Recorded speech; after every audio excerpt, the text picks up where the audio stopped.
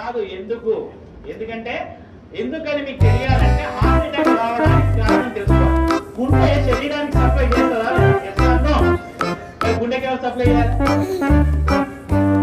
అదే సప్లై చేసుకుంటుంది. దేని ద్వారా? కరోనరీ ఆర్టరీ అనే దాని ద్వారా సప్లై చేసుకుంటాం. ఏదైనా బ్లాక్ వస్తే వచ్చేదాన్ని ఇక్కడ ఏమైంది?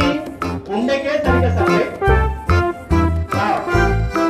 పునీత్ రాజ్ కుమార్ ఏం చేశాడు? 1 కిలోమీటర్ నడుచుకుంటూ పోయాడు. దగ్గర విక్రమ్ హాస్పిటల్ ఉంటే 1 కిలోమీటర్ నడుచుకుంటూ 4 సందులు ఏది మెడకోడు దానికే సరిగ్గా సప్లై వస్తుంది. ఎవరికి? గుండెకు. అదే దానికే వశమైతలేదు, పోతలేదు, దానికే వస్తలేదు. శరీరం మొత్తం ఎలా సప్లై అవుతుంది? Tissue tissue tissue. Heart attack వచ్చిన వాడిని నడిపించకండి. అమ్మ అంబులెన్స్ ఉందని నడిపించకండి. కూర్చోబెట్టకండి, నిల్చోబెట్టకండి. ఓన్లీ రెండవది టాబ్లెట్ రాసుకోండి. ఫస్ట్ ఇవ్వాల్సినట్టు తీసుకోవాల్సిన టాబ్లెట్ డిస్ప్రిన్. Disprin DISPRIN.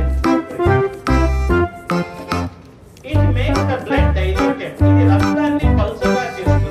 ఇది ఏం చేస్తుంది? రక్తాన్ని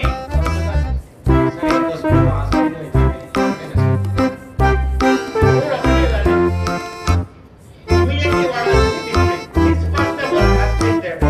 ఇమీడియట్ పని చేయాలంటే డిస్ప్రిన్ వాడాలి.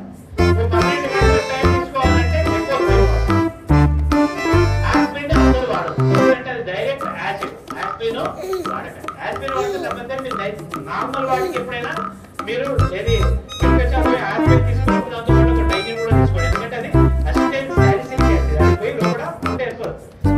అయితే ఎకోస్పిన్ కార్డియాలజిస్ట్ ఏం చేస్తారంటే హార్ట్ పేషెంట్ కి ఎకోస్పిన్ రాస్తారు. ఎకోస్పిన్ ఫుల్ ఫామ్ ఏంటి? ఎంటమిక్ కోటెడ్ యాసిడ్. అంటే లోపలికి పోయి డైజెస్ట్ అయ్యి పనిచేసే టాబ్లెట్ ఎకోస్పిన్. ఇమీడియట్లీ పని చేయాలంటే అది ఏం చేస్తుంది? రక్తాన్ని పల్చగా. రక్తాన్ని పల్చగా చేస్తే లాభం ఏంటి? ఫ్రీగా. Second tablet Sorbitrate. సార్బిట్రేట్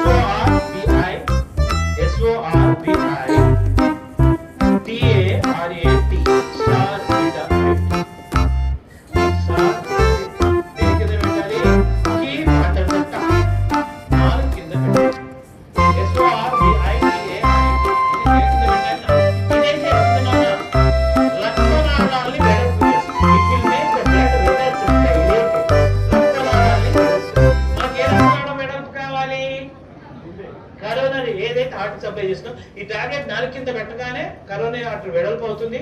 ఆ బ్లాక్ పక్కకు పోతుంది. గుండెకు అవసరమైన రక్తము పోతుంది. ఆ క్షణానికి వాడు బతుకుతాడు.